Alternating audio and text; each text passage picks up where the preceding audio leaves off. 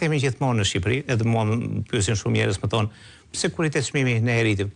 Lufta kishte 2 ditë që kishte filluar. Ne rritëm çmimin në ditën e dytë. Po. Unë e pyeta, sigurisht shumë pyeta në drejtorinë e përgjithshme të doganave tash, më tregoni cilat kompani kanë sjellë naftë këto 2 ditë. Jo këto 2 ditë, këto 5 ditë, jo këto 5 ditë, këto 7 ditë. Asnjë kompani nuk ishte sjellë naftë. Pse u rrit çmimi? Se s'kishte pra naftë me çim të jo. S'është doganu naftë. S'kishte zhdoganim.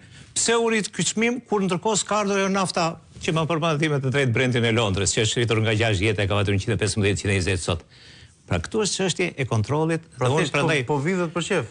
Unë kam kërkuar drejtorisë përgjithshme doganave shumë publikisht në disa televizione që kam dalë që ju lutem publikoni faturat e zhdoganimit të naftës të çdo kompanie që zhdoganon.